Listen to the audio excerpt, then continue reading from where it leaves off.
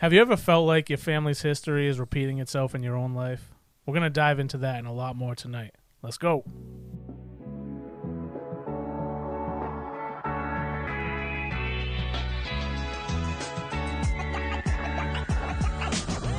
Hey, what's going on? Welcome back to another episode of the Not Safe for Sunday podcast. We're so happy to have you back. I am Josh, joined by the boys. We have a very full house. Spencer's back. Little hiatus. Clap track. It's been a long time. A lot of new changes around here. It's very nice. Yeah. I'm happy to be here. Looks good, man. How you liking it? How you liking it back? Oh, it's great. It's great. I'm in my work clothes. Yeah. Today at work, they call me Chet You Betcha. That is a fairly odd parents reference for those of you who did not get that. But I'm with you. Chet You Betcha was a tiny guy, though. You're big. You had the big hat, though, and the big car. No, that's Doug Dimmadome. Oh, was it? Yeah. Oh, that's awesome. Oh, man. Ken's lost, dude. I'm lost. I'm totally lost. He's the owner of the Dimsdale Dimmadome. Dimsdale Dimmadome. My God, you're unearthing like repressed memories. John, did you watch Fairly Odd Parents? Do you know what they're talking about? That. Okay. No. I watched a little bit of it. All right. Not enough to know the reference. Johnny Digital, say what's up to the people. What's up, people? What's up with you, man? Very direct. Nothing much. I missed you at golf on Thursday. I wanted to be there. My sister had her graduation, though. Oh, yeah. Congratulations. Shout out. Hannah, friend of the Friend pod. of the podcast. Friend Hannah, of the pod. Beautiful bath bombs. Sponsor the pod. pod. If only it was a few years ago, she'd be in there. Congratulations to Hannah off to Bridgewater. Off to Bridgewater Yeah, State in the fall. Crazy, That's it. man. Congratulations to her. Alma mater. Oh, congratulations Yes, to sir. you. Hey, thanks. I did it. Jacob, where'd you go to college? MCLA. What's that? Massachusetts College of Liberal Arts. It used to be called North Adams State College back in the day, and the reason they changed the name was because of the reputation for the party school in the Northeast region. All kids from Brown and the surrounding area would all travel to that area, so they tried to rebrand the college name. I like the conspiracy theory. Sounds about like liberal college propaganda to me. welcome back, Jake. What's up, man? Thank you. Nothing much. My son just graduated kindergarten. Nice. Congratulations. Nice. Boy. Claps all around. Congratulations to Claps all Damien. around. We love that boy. Jeremiah's also just graduated Oh, kindergarten. man. We love Yeah, these boys, fantastic. dude. It's been Jeremiah and Damien both lost the same tooth on the same day. No way. And great. now- At the trampoline park? Yeah. Oh no, my daughter ran into Damien's head. Oh, And he knocked it out a different way. That's Jeremiah lost his naturally, so Yes, that's yes, where we're he at did. in life. Yeah, that sounds like a budding conspiracy theory. If I've ever heard one.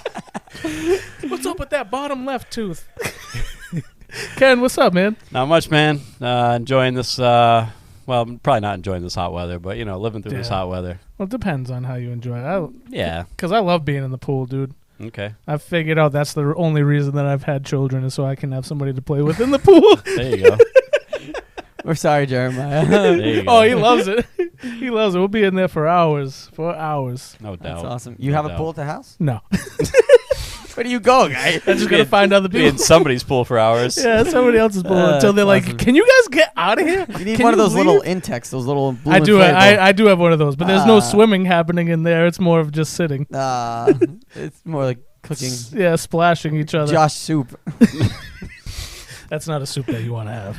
Oh, God, no. Yeah, I mean, we could bring up some more bathroom stories, I'm sure, if you talk about Oh, that little blue man. index pool. Why? You got a bathroom? Well, I mean, what do you think your kid's doing in that thing? Come on, let's be honest. No. What- He's a when good boy. When you're sitting in it. He's a good boy. He's a rule follower. Oh, sure. He was told. We got to put that blue dye, when they like kids pee in the pool. That's a You see myth, the dude. pool. That Ah, doesn't exist. I'm convinced Meanwhile, it's true. Jay Google's swimming pool bacteria, right? Right on cue, Jay. Good job. Pull up the Intex pool, dude. Let's see the size of this thing. Well, They there's come in all many different sizes. sizes. 'Cause I had a few Intexes. So. I think me and Jake have the same one. No, you got. It's like the small little inflatable. Like it's probably probably like 2 feet off. Like Yeah, a kitty, maybe like a 2 kiddie feet. pool? Yeah. There Oh, she yeah. is. No, there it is. There it is. Yeah. is. Square or That's the same circle? one that I have. It's the square. Yep, Yeah. that's the same one that I Yep. Oh. Shout out to Amazon sponsor. There it is. There's Yeah, what's that, that's what's the that one, going dude. for? That's like $45. 45 bucks. Yeah, that's a steal. I bought it at on Sunday, literally this past Sunday. and Nice. had it delivered to the house in an hour from Walmart because I was like, I need to Holy crap! we need to dude. cool off. Does it have a hole in it yet? No, not yet. Not yet. Expect We're that doing any all right. moment now. I usually do. Matter of time. Any day. I usually do. Daniel, what's up, dude? Living the life, dude. How you Living the been? dream. How you been? How's Doing great, man. how's your summer going so far? Going awesome. Yeah.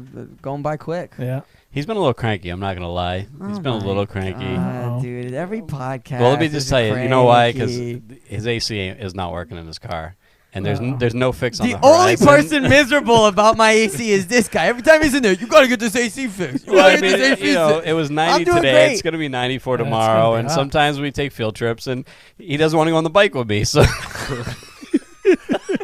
Yeah, I'm not interested in that nut to butt action. he doesn't dude. want to grab. He doesn't want to grab hold of the belly. No, You thank know? you. He's a hips guy. Grabbing his love handles. Oh no. He doesn't want to grab hold of the belly, and so we got to take his Highlander, which has no AC. So you know he's grumpy. That's guys- weird He's because grumpy. my side of the driver's side AC does not work in my car either. Really? Mhm. just the Just the driver's driver's the side. driver's though. side. So weird. Oh, that might be a vent problem, dude. Yeah, I don't he's got know. a vent problem. Oh man. I think that happened to me once, but Have you forget YouTubed what I that did. yet? No. Jake, get on that. Hi, Jake. Type in must be the Highlander commodity. vent 2008 Highlander. vent problem. No, don't do that, Jake. Don't do that, Jake. You know He's what? on it. You could have mice in there. I Oh, hope not. Lord. That's, I that, hope ha- that not. happened Oh, to me. Lord. Oh, They're coming. They They're get coming a- at Allen. Yeah, they make a nest in your air filter. Like, Oh, it could- no. yeah, Well, that's why I yeah, told him real you got to replace some air filters. They're coming today, at you, so. dude. Yep. They're coming at you. I have no evidence of mice, but First the Cabrals, now the Walshes. I won't rule Oh, it out. Lord. I was wondering why your windows were down when I got here. Oh, dude, I would die on the way home. No way, I'd be So, I'd yeah, cook. this guy's got his festive shirt hanging. It would be from- Daniel soup in a different way, dude. My seat more will of have a my stew. outline of my body. Oh man, I'm glad everybody came with the festive shirts today. Got the memo. Spencer's Spencer my came favorite with outfit. business. Yeah, he came business. He's I always got a business, though, this guy. paisley kind of tie. Like, Okay. I did the different patterns happening, you know? It's I cute. like It's that. cute. It's cute. I like Okay. that. Was this a weather-inspired Yeah, memo? man. Memo? Okay. Yeah, Well, it's summertime. I was a little confused, by the memo. I just wanted to... He goes, was everybody too. should wear Hawaiian shirts. And then all I see is question mark from Ken. No other dialogue. I just want to know if there's any special reason. No other dialogue. It's nice. It's summertime. I love summertime. 4th of July is happening. 4th of July is yeah. On the way. Yep. Oh, yeah? Just happened. What's everybody? No. It's a few days from Ah, now. a few days from now, Few guys. days from now. It's a few A days, few from, days now, from Josh. now. This guy. This guy. Cut that. That's what you meant to say. It's a few I Yeah, days that's can't what wait I for meant to 4th say. of July. later this week. Yeah, it already. Wait, yeah. later It's actually this week. It's this Friday, Josh. I was thinking about Juneteenth. That's my fault. Yeah, that was last week. Yeah, yeah. We were working. July 4th is this Friday, Josh. You were working? Yeah. Oh, Wow, Sorry to sacrilege, hear that, dude. dude. Sacrilege. Shout out to South Coast. Sorry to hear that. Sponsor the I was pod. golfing. It was a great golf. It was a great day for golf. Yeah. I got a new phone, dude.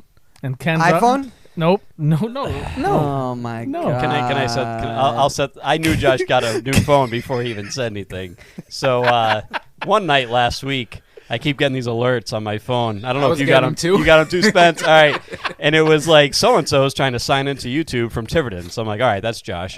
So you gotta match the numbers, give you a set of numbers. You gotta say which one's on there. And so I text Josh. I go, hey Josh. No, are you called me. Oh, I called you. Yeah, you called You me. trying to sign in? And he's like, yeah. I'm like, all right, I'll let you know. And he's like, yeah, I got a new phone, so I gotta re-sign into everything. I said, iPhone? He goes, nope. I'm like, all right, see ya. You're on your own. Didn't want to talk You're on your anymore. own, Yeah, kid. I had to hang up real quick.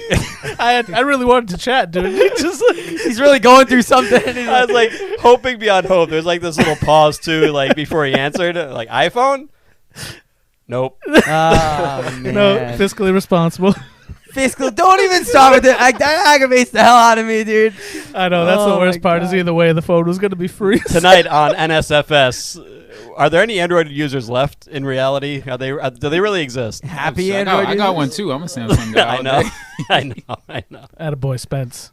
That's right. It's fiscally responsible, dude. That's all. Fiscally Some very close friends of Daniel too that are Android only. God. At this point, I'll though, let- I think they're just. I will- I think they're just holding on. I'll out of let spite, my though. brother slide because he gets it for free from work, and they only allow Androids for whatever dumb reason. Who won't you let slide, Daniel? My sister-in-law, Becca, Friend of the pod. enemy of the pod right now.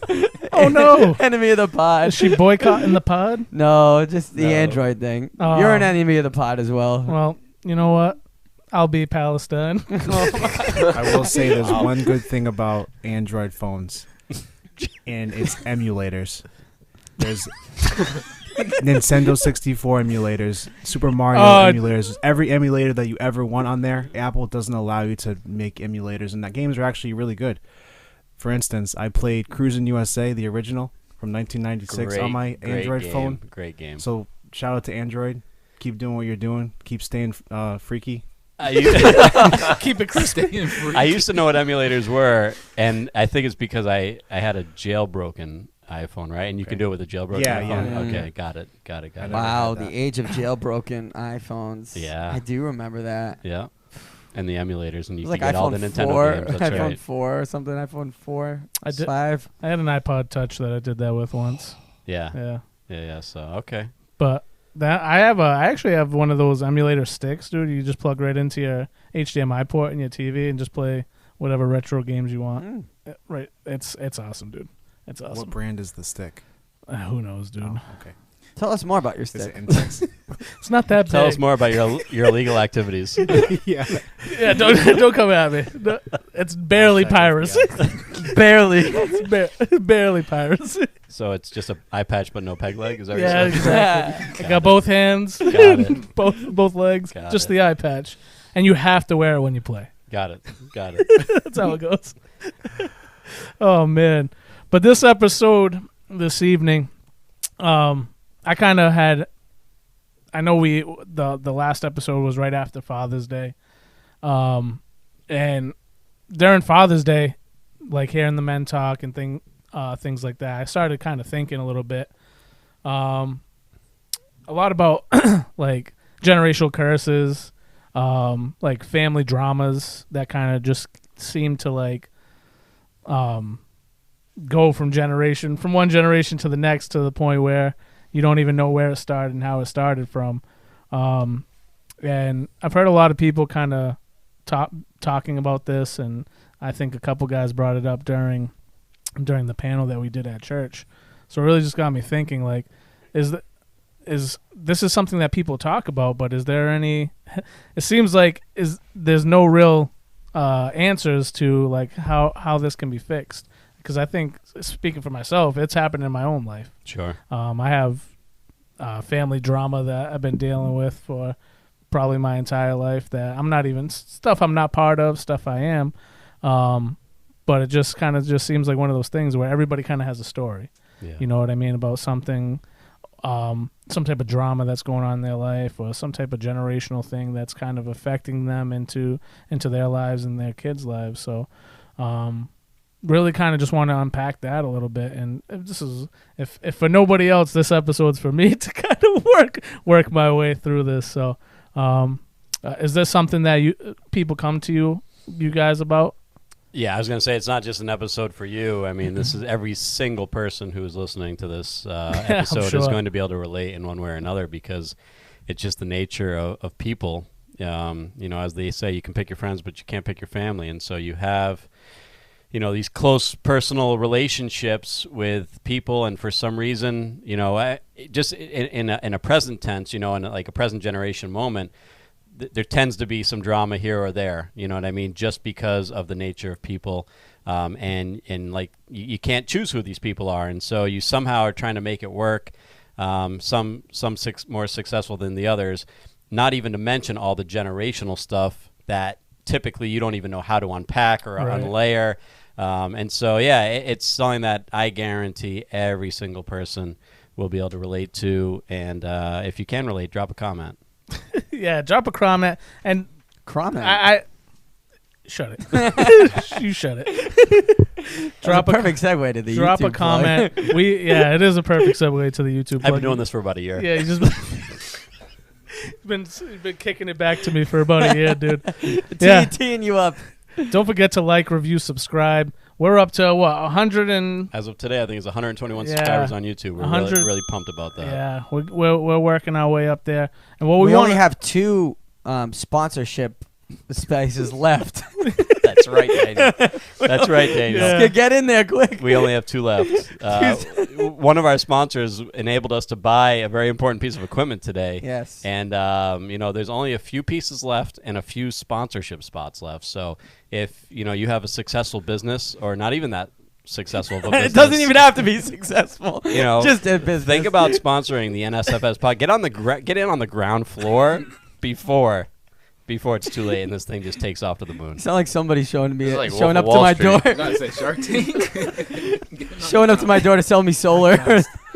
Because I don't know if you've heard, but we have 122 subscribers on YouTube. That's That's right. prime real estate. That's right. That is prime It's real 20% estate. increase week over week. It is. It really you know is. what? It really That's the is. banker for you. That's the banker there for you. Yeah, no, I mean, and what we want to do is when you are a new subscriber, if you actually comment on the video, on one of our videos that you are a new subscriber, we're going to shout you out on a future episode. So Watch out. yeah, Get creative with your usernames. Watch it in action right now. Kayla Matu's friend of the pod. Yes. Papa Lou, big friend of the pod. Shout out. Serena Sabetti, shout out, friend of the out. pod. Erica Coelho, friend of the pod.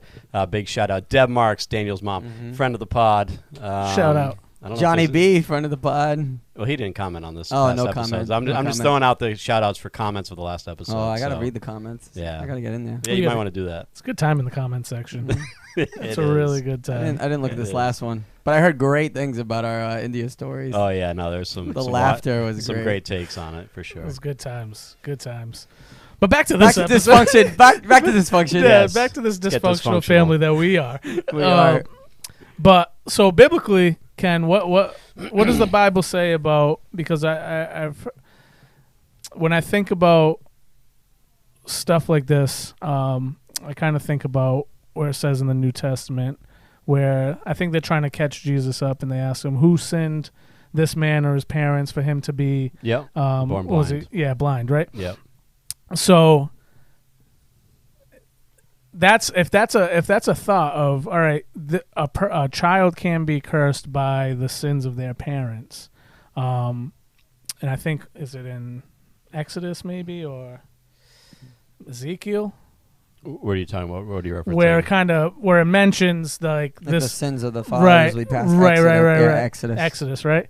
So, kind of, can we dive in on that a little bit? What biblically, what the Bible says about the sins of the parents going down to their children? Yeah. So as far as your reference, that's John 9, Yeah. the man born blind, Yep. and the disciples asked Jesus this very curious question as to why the man was born blind, and who sinned, this man, which is just a ridiculous even take, or part of that question, because how does he willfully sin in the womb? You know what I mean? Right. Like, so he was born blind because he sinned before he was born or whatever, and then, or his parents. And then Jesus gives an equally curious answer. He says, neither one. He says that this man was born blind so that the glory of God would be revealed in his life. And so I think that's a good way to start. And that was a good reference, to kind of tee up, because I did it. You did good, man. It only took us a year.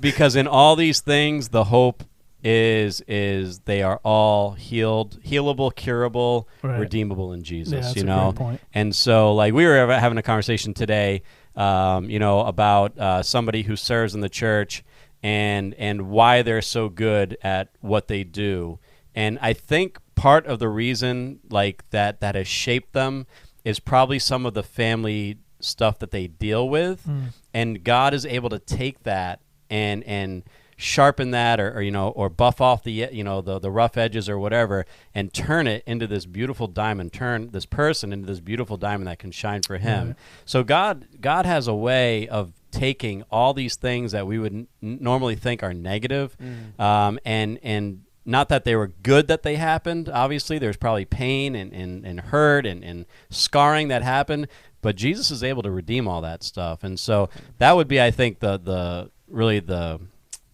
thing that we want to set, the foundation that we want to set tonight, is that in all things, Jesus can take our past, our generational curses, our scars, our hurts, our family dysfunction, and he can redeem it into something beautiful, and even use some of those things to bless us and bless others through us going forward.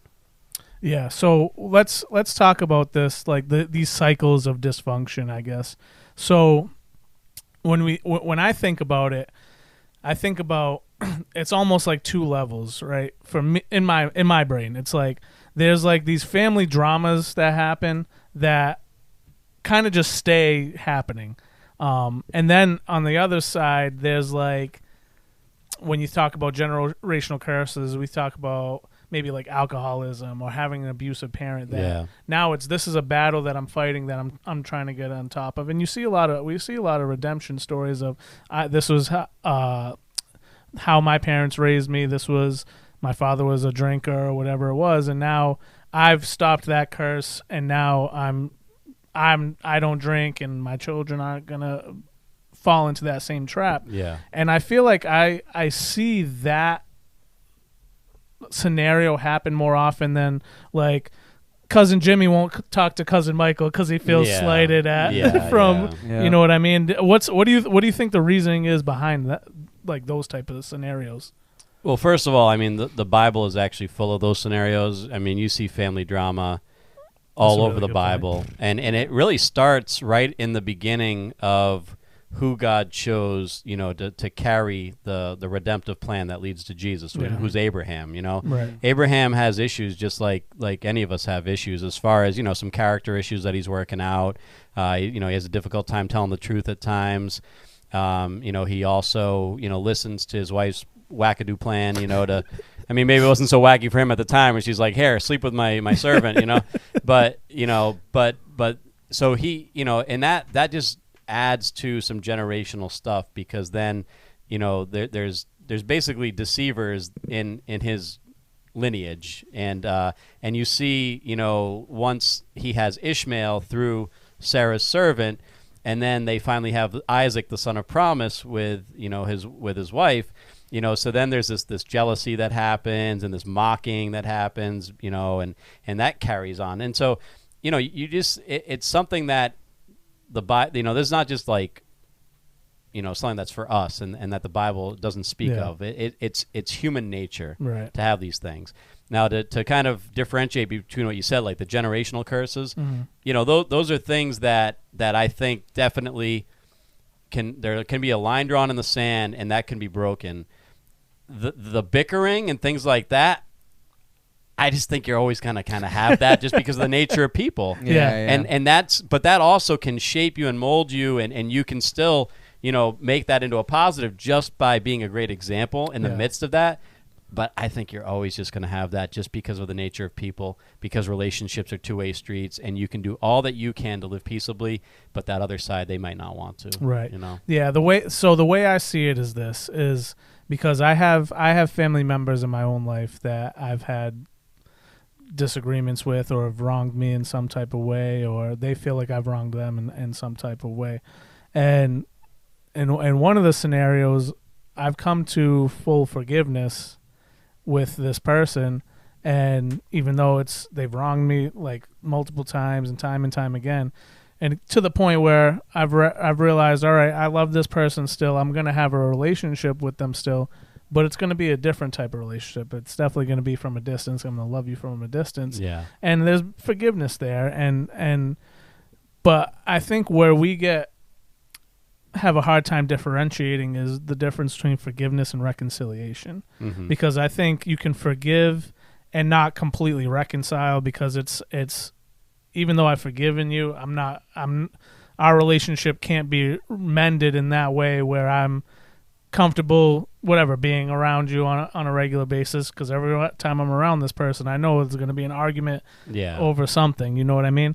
So I've come to this point of maturity, I guess, to say, okay, I can love you from a distance, I'll talk, well, we can chat and all those things, but I know I need to limit that time, and it's never going to be what it was, just because of the events that have taken place that have kind of turned me away and said, all right, this is just not a healthy situation for me. So is that something that you guys can agree with? Can there be forgiveness and reconciliation separate, or does it have to be one? Yeah, I think it's like these relationships, they develop over time as well, and the circumstances around which they develop Right. are always changing. And so, yeah, like Ken said, there seems to always be drama because, like, life changes, and sometimes you just can't control people. And in terms of the, the reconciliation piece, I think when there's hurt and when there's continual hurt and there's no effectual change to which caused the hurt, I think boundaries are important. And I think in terms of relationships and family dysfunction, it's learning those boundaries, especially when it starts to come down to, you can be mistreated, you can be, a doormat, you can be hurt by people, but it's a different level when it starts to kind of affect your children. And I've seen that be really the big dividing line in things is like, now when the children get involved, the dysfunction can kind of stay,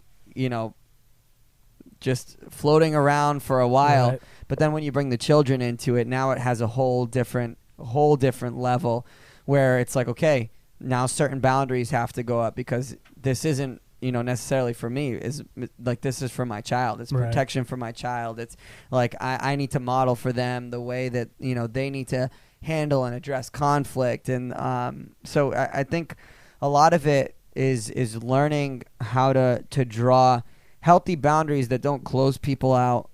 It invites them in, but in a healthy way that you're able to really process it. Because like when there is hurt and pain and dysfunction, especially in a deeper way, like things just don't go back to, it is what it is, like there does need to be a building back Right. up of trust. Right. There does need to be a building back up of, the relationship in a Right. sense where you can't just be all in, all out. Like it's growing and getting to a point where, okay, like we'll ease into this thing, but Right. like it has to be navigated with I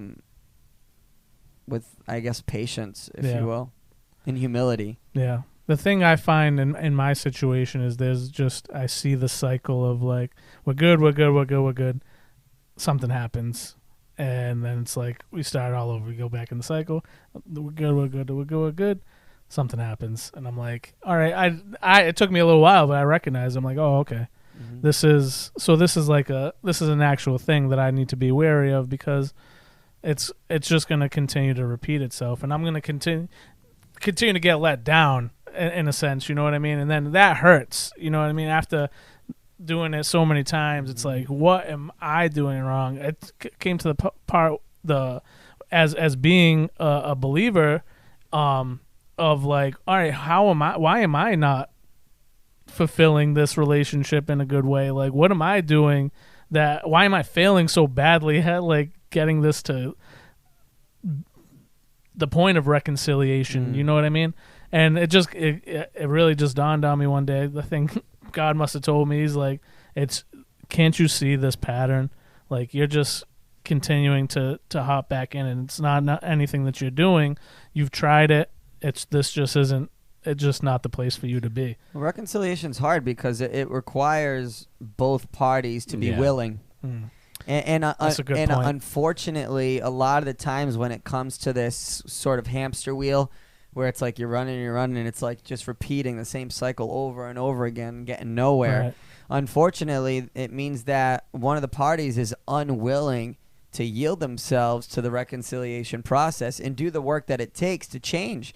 Because ultimately, for things to be different, there's a requirement for change. And change is hard. People don't like change. It's uncomfortable. It means I have to lay down my pride. I have to humble myself. Might be some things that maybe that person's unwilling to deal with, some pain, some hurt, even generational things from their parents and their parents that they haven't dealt with, or maybe they're not even at the point of even understanding or seeing those patterns of behavior.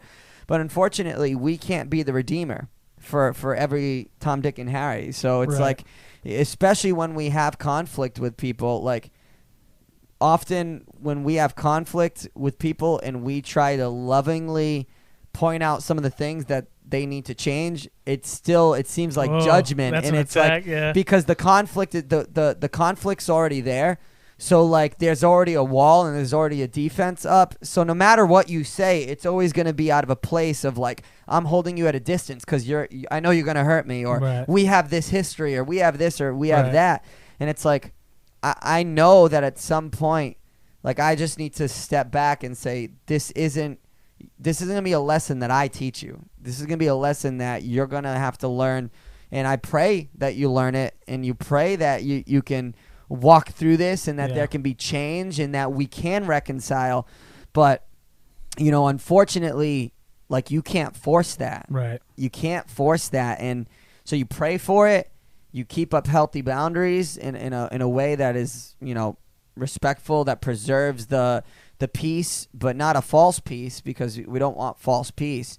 But in a way that it's like, yeah, you know, like Ken said, you can choose your friends, you can't choose your family. And so when it comes to the family dysfunction, you know, there has to be, you know, there has to be a peace at some point. But that doesn't mean that the relationship has to be constantly opened up, so you can be exposed for more pain, more hurt, more disaster, and more dysfunction. You know, and that's where the boundaries come in, really.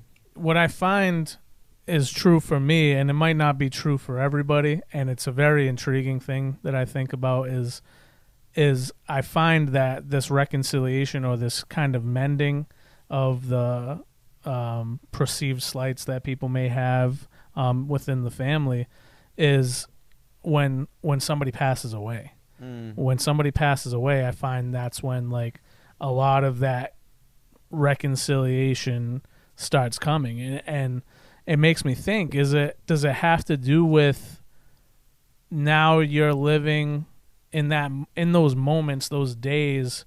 Are you living more in faith in those days? Like, are you praying more? Is God working in your life a little bit more? Is the regret that you have that now you're kind of repentant of? And it's really interesting for me to think about. Is that am I the only one that's thinking like that? I don't know. I'm not sure exactly this is the context you're talking about, but, like, at funerals, where if there's any beef in family, they try to, like, they almost, like, come together. Yeah, that's really so it. Like, I think death is just a great wake up call, you know, for people, because of the finality of it, right? So you have, like, somebody who dies in the family, and let's say there's two cousins or two brothers or whatever that haven't spoken in years, and of course they're brought together by this event that happened.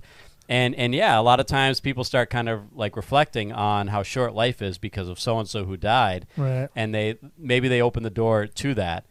Unfortunately, I find a lot of times that's kind of, like, superficial, you know, where in that moment they, you know, feel that way, and they maybe exchange some words. But if they don't start changing their, like, everyday practices and everyday thoughts and everyday words, it's just going to, over time, it'll just go back to status quo and how it is.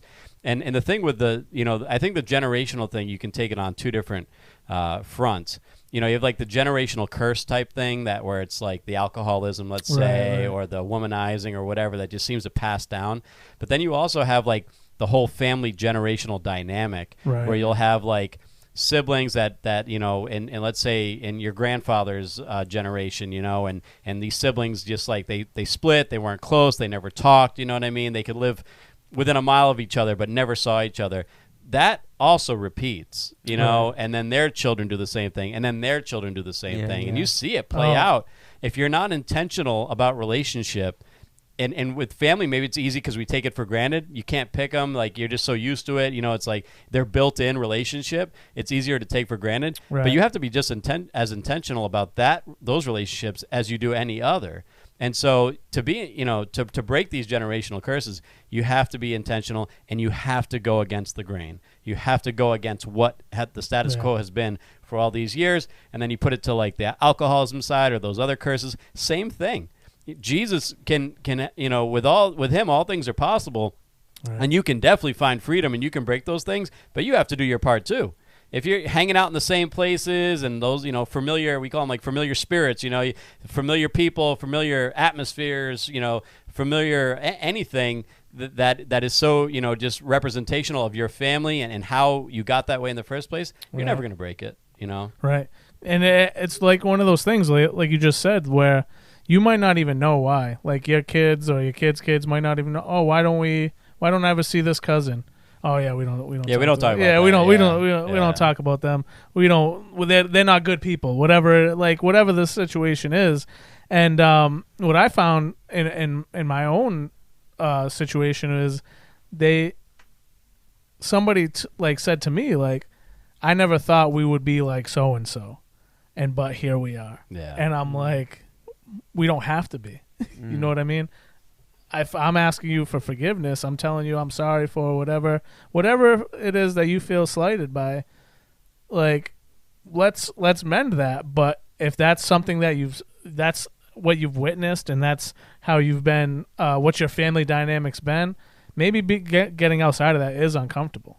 Maybe it's hard to break that cycle. Yeah, no, absolutely it is. Just because, again, status quo just becomes like the norm and the comfortable. It is definitely very hard to go against this grain that is now like, it's like an uphill battle with like 3 generations, like all, coming the other direction Right. at you, So it very much takes a pioneer or a pioneer spirit, or that person who's really willing to do things God's way, Right. So, and it goes into kind of a little bit of what you just hit on, is that we're not dealing with the flesh and blood. We're dealing with the spiritual forces, because I can pour out my heart and really like repent of if I've wronged you in some way. But if you're not receiving that, because when you go home, you're saying, oh yeah, there's something in your ear whispering, oh yeah, he's saying that, but he didn't send you a Christmas card. You know what I mean? Wow. And maybe it got lost in That's the a mail. deep offense, dude. I like Probably the post office fault. 100. Let me, all you guys listening, okay? Listen. It probably is the post office's fault, okay? So don't be mad at your cousin that you didn't get a Christmas card. We probably lost. We probably We It's probably not lost. Not us, the NSFS podcast, but the Postal Service. There's no tracking on that one. Yeah, no tracking on those stamps. So, but that's the thing. And that's the point I'm making, is because you already have, the seed has already been planted that I have some type of discourse with this person, and they're out to get me, or they don't like me, or they've always liked this person better than I have. And maybe something like that does happen, where I send out Christmas cards to everybody in the family, but this person's didn't arrive, and they find out from cousin Joe or whatever that, oh yeah, no, I got a Christmas card. They're at their house. It's hanging on their wall or in their tree, and then they get upset, and now that grudge is born. It's rekindled right there, because there's that little seed that's been planted, and that little spirit that's nagging and telling them, oh yeah, see, I told you he didn't like you. And You know what I mean? feel like a lot of the large blowouts are just like a slow, exaggerated buildup of all these little Unresolved tiny issues. unresolved Right. things that were never spoken about, harbored silently, and then all of a sudden it's a blow up. Yeah, that's And a then good it's point. like, okay, I'm going to throw this thing that you said 40 years ago. I'm going to throw this thing out there that happened that I never told you I was offended about, or like I'm going to fling that out there, and it's like whoa, like why are we rehashing all these things that I thought we had dealt with and I thought it was over, but now we're recycling. We're just throwing that argument back in there just to, pile on to this little offense that really doesn't need to be a big deal. Like, we can easily work through this, but now it's a humongous deal in this big dilemma. And so that's where I really pointed back on, there needs to be a willingness on both parties to forgive and to reconcile, and truly do it in a way that is biblical, in a way that is godly.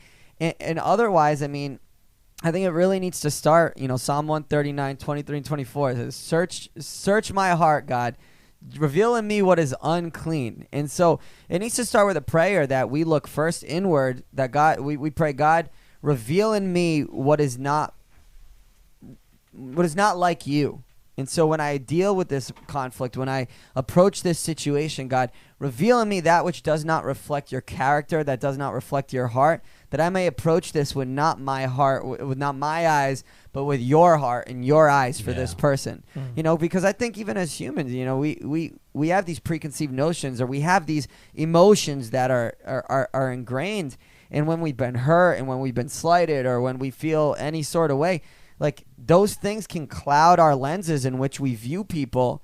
And then, you know, even if it's not like an overt, like outward way that we are having conflict with them, even in the way that we address conflict when there is conflict, it can be sort of pretentious, or it can be out of godly character. And it's because these own things that we haven't dealt with, or these clouded lenses that we haven't asked God to like clean our eyes, give us your vision in your heart and your eyes for this person. I want to see them the way that you see them, because honestly, the way I see them is like a heaping pile of trash. Like, and I really want to knock them out. But I know that you see their heart, and I know that there's things that I don't understand, and I'll never know about what they're going through. But reveal to me the way in which you see them, that I can approach this conflict, not in the way that I want to approach it, because I know the way I want to approach it. And there's quite a few choice words I'd like to have. There's quite a few sometimes arms I'd like to throw and fists I'd like to throw, because I just want to smack somebody around until they understand it. But I can't.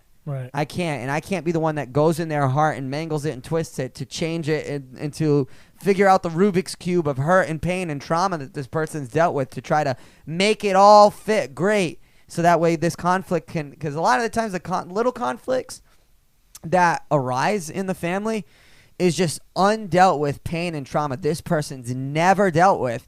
So now they carry it over, because they're a victim in every situation of their life. They're a victim. And so they carry that victim mentality into every relationship, and everything boils and spills over out of that victim mentality when it's like, okay, we've talked about it on here a million times, emotionally healthy, going back in order to go forward. Emotionally Healthy Spirituality by Peter Scazzaro speaks so much on these things, on family dysfunction, family origin, generational curses. It's definitely a recommended read. Again, that search your own heart, God. Like, search your own, God, search my heart, reveal what doesn't reflect you. Because it's like a lot of the conflict we have, like with people, it's the inward condition of our own heart, really, and we need to start there on both sides. Yeah, we'll put up an Amazon link to the book, because that's how good it is. And I taught on it like all of like 2024. And I was actually thinking of a reference from the book, as you know, before you were speaking, is that he says something in one of those same chapters where he says that, you know, we are to honor family and obey God, and we typically reverse it. And I think I even mentioned this in a sermon. Yeah, you did a couple weeks ago. Yeah, you know, we honor we obey family and honor God. We're to obey God and honor family, which means we don't just like toss out family just because they're dysfunctional. You know, we don't just like, you know, throw them out or just ignore them. And, you know, because some people go to an extreme. They're like, you know, that's it. I'm done. I don't, you know, I'm just forging my new path. And you know, I don't even have an ancestry or anything. No, we're not supposed to do that. We're to honor family. But the way that we deal with conflict is, if it's not godly, it won't work. And it won't undo any of the stuff from the past. So we have to obey God in the way that we deal with conflict. We have to love like Jesus. We have to address conflict like Jesus. Jesus dealt with conflict, again, another concept in the book, more than probably anybody who ever walked the earth. But he dealt with it in a godly way. You know, he loved unconditionally, but he also spoke the truth in love, and he addressed stuff when it came up. He did not sweep it under the carpet. He did not avoid it. He did not allow false peace to exist. At the same time, he wasn't killing people either, you know, with insult or, you know, or shaming them or condemning them. So there's a way to love people like Jesus, which is not making yourself a doormat, nor is it just, you know, like speaking the truth, you know, so much that you're just killing everybody. There's a way, you know, a balance that he was able to navigate beautifully. And that's how we have to love people. We really have to focus on loving people like that. Why do you think we have such a hard time of navigating that conflict with the person that is either that we've offended and we know that we've offended, or vice versa, that has offended us. Because I feel like that's the key aspect that you guys are both talking about, is really that candid conversation, to be able to sit down and just hash it out and just be like, yo, what's the problem? Can we solve this together? But not just generationally, like now, I think it's like for all time, like we just haven't figured out how to just really get through that conversation with those people that we care about most, our families and the like. I think it's just so much easier to avoid it because really it yeah, is. No, I agree with you, because it makes I know us. Daniel does. It makes us vulnerable. You know what I mean? To open our hearts in that way. I can share a personal story real quick too. Is when John was small, he had an older cousin, and she's like older by like maybe not even like a year or two older. So when he was real young, we would watch both of them sometimes. You know, like her mom would watch, you know, John and her, and then we would watch her and John sometimes. And older cousin, you know, a little bit, you know, there'd be a little bit of that. She would be jealous because he was the baby, and so you know, she would like bite him and scratch him and do things, you know, and that worked with my insecurities. You know what I mean? But long story short is that she developed a nickname, which in Portuguese is like a pain. You know what I mean? Chata. And so you just kind of get into that like comfortability of like calling somebody that, and it's reinforced by some of those little subconscious hidden like little angers that you have because of, you know, dumb things like, you know, when the kids are small. And so another relative one time said, you know, that really bothers her. Right. And, you know, she never had the courage to tell you. The first thing I did is I went to her and I said, I am so sorry. Like, I did not mean that. You know, I did not mean that in a way. I don't really think you're like that. I love this girl to this day, by the way. She's one of my favorite cousins of John. But the fact of the matter is that I had to go and be vulnerable and own that. Yeah. You know, even though it wasn't done with like great malice, you know. And so I think that's why it's hard to answer your question. I kind of tell that story to answer your question, is that it is difficult to, you know, show your own vulnerability and the fear that maybe you're going to get hurt again, or the fear that it's going to make things worse. But we have to address conflict because just glossing over it is false peace, and false peace eventually will turn into chaos. It's not really peace. Well, I also think that like to address it, there needs to be an understanding that hurts there. I mean, you had no idea for how many years? Yeah, I don't know. A while. You know, a good while. So, maybe a decade. I don't know. You know, a decade went by where you had no idea that there was this offense there. And so you're just innocently, hey, Shata, you know, you're just walking around, you know, lovingly calling her Shata, kind of playfully, not knowing that there's this, you know, underlying pain and hurt that, you know, that hurts her. And so I think when it comes to the conflict, you can't fix what you don't know is broken. And a lot of times conflict is not spoken up or not shared by the other party. Right. And so how are you to reconcile, or how do you to fix? But there's always this underlying tension. You can kind of like feel this underlying tension sometimes, or it might show itself in little tiny forms, but you have no idea what the real underlying, you know, you're just seeing the tip of the iceberg, but you don't know that there's this massive, never think it's because of you. You know, you have no idea. So there needs to be a real uncovering that happens where both parties are willing to open up in a real humble way to share, like, this really hurt me, and I've been carrying this for a long time. Right. And, like, I need to bring it to you so we can fix this. I think what happens is when you're the person on the receiving end of, or maybe the person that, like, if it was Ken, right? Ken was the one that was calling her that name. The offender. Yeah, when you're that's the word I'm looking for. Thank you. Got you. Got you. I knew you were working your way there. You got that Bridgewater education. State sponsor, baby. But when you're the offender and somebody is calling you out for your offense, I think that hits those insecurities that you have. Oh, big time. And then it becomes a blowout, because it's like, I've already am self-conscious about this thing. I know I'm already insecure about this thing, and here we go. Now it's a fight. Now you put it out there and exposed it. Well, here we go, dude. We're gonna blow out right now. Well, and as believers, I think that's where we need to take the lead in being approachable, being above reproach, right? Right. You know, being approachable, that somebody would feel comfortable to share, knowing that we're not just going to blow our tops and freak the heck out and lose our minds, or it's not going to go to this extreme length, that we would be willing to humble ourselves and say, I am so sorry. You know, like you did for your niece. Right. Like, I'm so sorry. I had no idea. Or, you know, I'm sorry. Like, I did kind of know it hurt you, and I felt good about hurting you in the moment. But, like, Yeah, a little bit of that. You know, That's some you real know, honesty, like, dude. like I felt good about hurting you in the moment because honestly, like you hurt me a couple of times, and I was just acting out of that. But even just being real. And that is, I mean, believe me, I'm sitting on this side of the couch like somebody who's got it all together, but I do not at all. Dude. Definitely not. Definitely not at all. So, you know, I'm Amen. the first one who needs a crash course in conflict resolution and dealing with things because,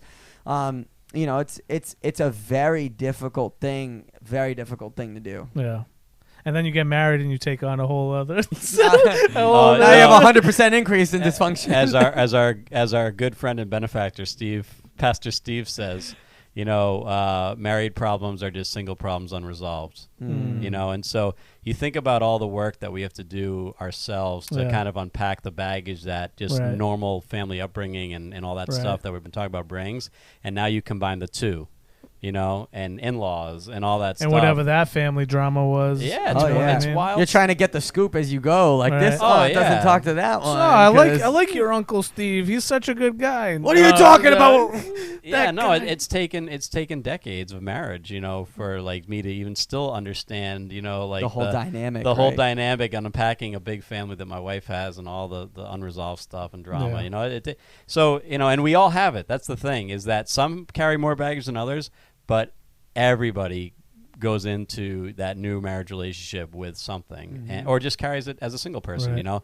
And so, you know, for sure, the unpacking is the important part. If you're never willing to unpack it, your own baggage, forget it. You know, the good luck on now having the two people come together and having all that luggage just keep piling up. Right. The big takeaway, or the big thing I want to kind of address before we kind of close out, is like breaking the cycle of these things. And I know we haven't hit on the other stuff, like if you have like alcoholism, and we're kind of just talking mostly about family drama, but like the legacy that you leave behind for your kids, the cycle that you leave, the cycle that you're able to break, I think is huge. It's really huge to be able to recognize that these things are happening within your family dynamic. Recognize that there is a generational curse that you've kind of been passing down, whether it's like you said before, Ken, whether it's maybe lust or womanizing, or if it's alcoholism or drugs and things like that. It's a cycle that can be broken, and it's really the person that's carrying the torch at that time. It's really your chance, right? It's you're the only one that has the opportunity to break it at that time. If you have that torch, it's your chance to break that cycle. Do we want to hit on a little bit of that before, like some ways that we can break these cycles? Some thoughts about that? Well, just for the family dynamic part, I'll speak to that.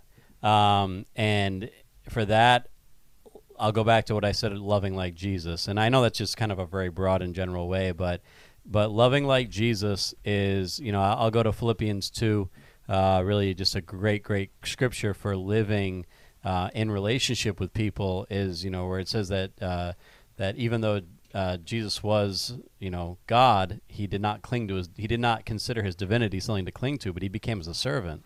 You know, he humbled himself. And so, you know, you have to be able to humble yourself. And something our good friend G. McGuire, friend of the pod, and I mean that sincerely because I know he does listen and comment from time to time, you know, he says that a servant has no rights. And if we are a servant of God, that is carried into even our relationships, that we would never think of ourselves too highly. Nobody wants to get offended, but to have the attitude, who are they to offend me? Yeah. You know what I mean? That's a good point. It's not a godly attitude to have, because offenses are going to come. It's what you do with them that really dictates and decides what the outcome is. And if something good and godly can come from the offense. Well, we know that it can because Jesus proved it, because he took the sins of the world to the cross, that the penalty might be paid and we could be free. So something good can come from offense, but only in Christ. So if I don't think of myself too highly, and I don't, just like, don't ever close the door on reconciliation. Always leave that door open, even if it's just a crack. Yes, it takes two people. Yeah. Yes, we get tired sometimes and frustrated of our own efforts not being reciprocated, but still never close the door. That's a good point. Because you never know when that heart on the other side is going to change. So always love ferociously, love unconditionally, always leave the door open, but at the same time, also address things that need to be addressed. Yes. And if somebody is acting foul towards you, instead of just avoiding the person, sweeping it under the carpet, or, just kind of coming up with all these little things that try to shield you from that, talk to the person in love and say, hey, when you do this, it's really foul. And I don't appreciate that because this is what it does to our relationship. And I have found in, my own family, my in-laws and all that, when I address offense in love, it doesn't mean we're going to become best friends and reconcile, but it typically stops the offense from reoccurring. Right. Because this person knows that it's going to be addressed face to face, eyeball to eyeball, not through the gossip chain on the phone and through 17 other relatives before it gets to them. It's going to be addressed one-on-one. I'm not going to go and gossip about it with 10 other cousins. I'm going to address it face to face. We're the only ones who need to know about it because the offense only came towards me. It didn't come towards them. And that is loving like Jesus. That is addressing things as they are. Matthew 18, I believe, is a chapter where Jesus clearly lays out how to deal with offense. When your brother has sinned against you, you go one to the other and you address it. If they don't hear you, you bring a witness as somebody. If they don't hear you, then you bring it before the council or the church, but and maybe in some case maybe a greater bigger family dynamic or whatever. But these things, how to live like Jesus and live out the gospel, it's in the Bible. You know what I mean? Right. It's just whether or not we want to live it out or not. I appreciate the fact that when nieces and nephews, if they talk about me, Ken's a real one, and I know what that means. They get what they get. They're going to get honesty. They're going to get love. They're going to get forgiveness when I'm wrong. They're going to get rebuke when they're wrong. But it's always going to be in love, and it's always going to be clear and not without pretension, without the cloak of secrecy, and without gossip, and without going. They know I'm not going to go to 10 other relatives and talk about our beef. Yeah. And so that's the key, is that if we can just be real, honest, loving, forgiving, humble, no matter what the other side does, that's the best chance of success in breaking these curses, is going against the tide the best way you can, living like Jesus lived. You may not change the whole dynamic, but you'll set a good enough example where maybe it can start change. That's good. Yeah, I think for generational curses, like you were saying, the alcoholism and abuse, all these different things that they're typical generational curse type stuff. Right. It takes an awareness and an ownership on your part to be aware that this is something that is in the trajectory of your family, that has been in the past, and you have to kind of look back and with an objective lens and kind of see, okay, I see how this is carried through and played out through the generations, and now it's you, and now the ball's in your court, and so it can be very easy to repeat that whole process, especially without even knowing that it's happening. And before you know it, you're in too late and you're in too far, and you've already replicated that. And now there's children involved, and now they've gotten to see that curse lived out as well. And so it takes an ownership, it takes a desire and a willingness. We talk about it all the time, working hard on this podcast. It's not an easy process. I always used to tell students when they would come to me and crying and sharing their family story, and I'm like, you're at a pivotal age right now where it's kind of like your parents' path and your path have been joined in one for a long time. Yeah. But you're in high school now, and you're about to navigate. You're coming to that fork in the road where now you're going to be able to make your own choices and kind of live by them and stand by them. And really, your parents' choices very much been tied to what you have been or been around and have to deal with growing up. Right. But you're getting to the point where now your choices are going to start to have effect. And so it will take a very honest look and a very difficult work in order to kind of take the road that's less traveled and veer away from some of these things that friend of the pod, Robert Frost. Take the road that is more difficult. It's narrower and it's harder work to overcome some of these things.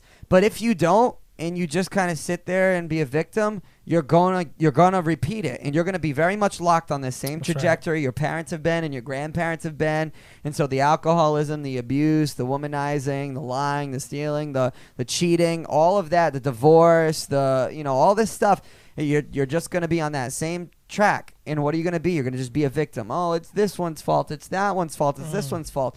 But you were never willing to make that hard decision to change and to say, no, I'm not a victim, and my parents' choices don't define me. So, yeah, I know this runs in my family, and I know I even have some of this in my own life that I need to change and I need to work hard at. Yeah. And as believers, I think, we need to repent of that. Nehemiah 1:6, I think is a good example for, like, you're not guilty for, what your parents did, but you're responsible kind of for what you perpetuate and you repeat. Right. Because in Nehemiah, he says, listen to my prayer. Look down and see me praying day and night for your people, Israel. Because, Israel was always a hot mess in the Old Testament. Yep. I confess that we have sinned against you. And he could have stopped there. Israel sinned against you. It's kind of their fault. He said, yes, even me, my own family, and I have sinned. And so that ownership to say, like, we've sinned. I have sinned against you as well. God, change in me, create in me a clean heart, renew me that I may be transformed by the renewing of my mind. It's all things that if we search and if we seek God for renewal of our mind, he can do it. And he can give us the strength and the courage and the ability to overcome and counteract those things. And a lot of times it's not something we get over alone. A lot of times it's walked out in community. It's walked out in accountability and love with people who are going to, be firm with you and kind of tell you when you're wrong and when you do need to change. And not just perpetuate the victim mentality and not just feed your desire. Oh, you're right. That person's such a B. That person has, they're such an idiot. Like, you need to be surrounded with people who are going to say, hey, you're wrong in that situation. Like, you got to go repent. You got to go repent to them. You got to go repent to God, and that he would change you. But again, all things that are in theory much easier, but in practice are far more difficult. But doesn't mean because it's hard that it's something that we can just kick the can down the road on.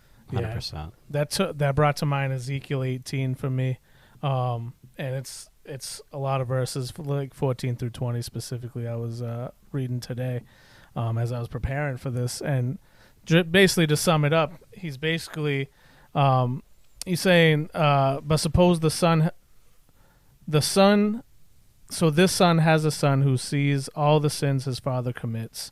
So we're talking about a father that's committed all these sins and has lived these lives, and the son sees it, but then does differently. And there's, in God's eyes, that's where it stops. That's where that person has the power. Just like you were just saying, that's where it stops. And it says, the one who sins is the one who will die. The child will not share the guilt of the parent, nor will the parent share the guilt of the child. The righteous of the righteous will be credited to them, and the wickedness of the wicked will be charged against them. You don't have to live in that cycle that Definitely your parents have been in, even though that's what you've been surrounded by, and it's hard to say or see what's on the other side of that wall sometimes. With God, there's a way out of it, and then there's healing that comes from it and change for the better that comes from those things. So you can do it. And the thing that, Daniel, you always say it the best every time that it comes up, but surround yourself by good believers in Christ. Surround yourself by good people that can kind of tell you sometimes because we can always think that we are the victim. Mm-hmm. You know what I mean? We can always think that we're the victim. And we spin the narrative to right. be Oh, so. 100%. Oh, yeah. You know? No, this guy. And then, but when you're around good believers, good brothers and sisters in Christ, they'll tell you, no, it's you, dude. You're acting like a douchebag. Yeah. You know what I mean? Cut it out, please. Like, this is, you're the one caught in this cycle. These people are, no kidding that they're pissed off with you. It's because you can't even see what you're doing. Cut it out. And trust me, it's happened for me. I do it to other people. So I know how it goes, but that is beneficial because when you are stuck in that same cycle and you think that you're just playing the victim and you're not the problem, well, sometimes it's nice to be smacked back into down to earth. Yeah. And in the booth, you guys got anything? Booth, hit us with some wisdom, Booth. I do. So my family, very split. Mom's side, dad's side, very split. Had a falling out with my cousins back when I was young, 8, 9, didn't know the reason. And then just about 5, 6 years ago, I want to say, before I fell in the faith, I had a falling out with the previous presidency and my beliefs in being, Joe Biden at the time. And that actually didn't resolve itself. And the only thing that I thought of that trip that I went to Missouri where was that God was trying to draw me into him and have me be closer to him. And, looking back on it, I think there's a lot of pain in the initial contact whenever you have a falling out in family. But I think that in the long run, you're going to look back on it and say, well, this was the time when you made me vulnerable. You led me to you. You brought me closer to you, Jesus. And you can really rest in prayer, heavy prayer on that. And God will really heal you through the Holy Spirit. So it's a practical way to utilize God and not take it as an offense. Maybe the other person wronged you. In this case, the form of communication that we used, they had blocked me on all platforms. So I had no way to communicate. I did bring it to my grandma, who is the torch bearer for our family as far as religion. She prayed over me in the womb. And I strongly believe that that's what brought me to Christianity today, is praying over, your children in the womb, and praying over your children from a very young age. 100%. So just being prayerful for your own mental and physical health over you and your family can really break any sort of generational curse. It can also strengthen your relationship with God because it not only makes you vulnerable, but it allows you to get that full healing that you need. Thanks, Jake. Good stuff. Anybody else? Anybody else in the booth? No? All right. I was just going to say just one more thing. When it comes to like some of these family dysfunctions or generational curses, like I said, I always say get around healthy people. But also, at sometimes you might need to seek pastoral counsel. Sometimes you might actually need therapy for some of the things that have happened. And that's a good point. There's really nothing wrong with seeking out help in those forms. And if you need a referral to some good Christian counseling, we definitely reach out. Feel free to send us a message on the podcast, and we can get you in touch. And if you, I'm going to volunteer someone's services. If you need pastoral counsel, I know somebody sitting on a couch somewhere who would be willing to walk you through that. And he's got enough dysfunction for all of us, believe me, in many forms and fashions. So he can help. He can help you out over there. But shout out to Hims. He's checking his. Sponsor. I'm not sure why we went there, but okay. Oh my god! If I could add, hold on. We're adding the new segment as of today. Oh, okay. Yeah, there we go. Just cue it up. So cue the music. Play the music right now. There's music. Yeah. Yes, there will be. Can you imagine it? Now for our new. Imagine the music. This is our new segment on the pod. New segment.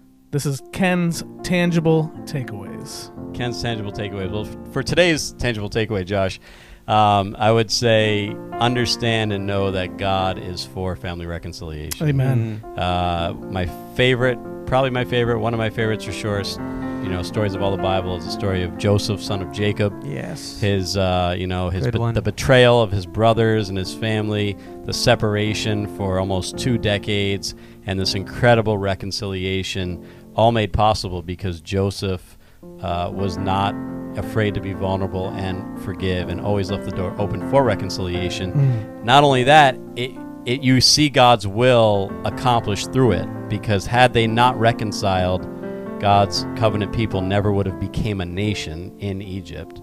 And so, God's all for it, and he accomplishes his will through it.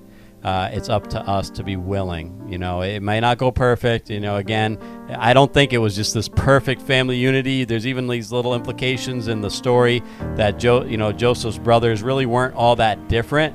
But the fact that he was, left the door open for reconciliation allowed it to happen, and it did happen, and God's will is accomplished through it, and that allows the plan of God to continue. So that's my tangible takeaway for today, Josh. That was a great tangible takeaway, dude. Well done. Thank you. That track too was great. It wasn't it? It was so good. That was original music It's a too, by banger. the way. You're gonna play it, right? Yeah. Attaboy.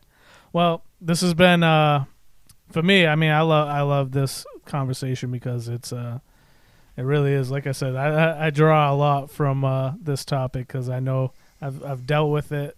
I've been a part of it. I see it happening a lot, so it's really been beneficial. I want to thank you guys for this topic. Thank you. Thank you. It was all your topic. Yeah, I needed it. Your That's idea, because I dude. needed it. Very selfish of me. I love it. And my last tangible takeaway, if I could just add one more, is when all else fails, Hold on, cues the music. love and peace always wins the day. It's not even worth wasting my time. This dysfunction will continue forever. I forgive you.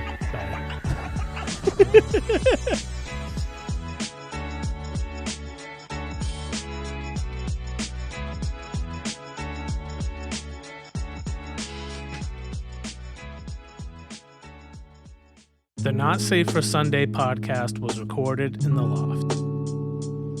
You can find us on social media at NSFS Podcast. Audio editing by Spencer Barrowman. Video editing by John Walsh.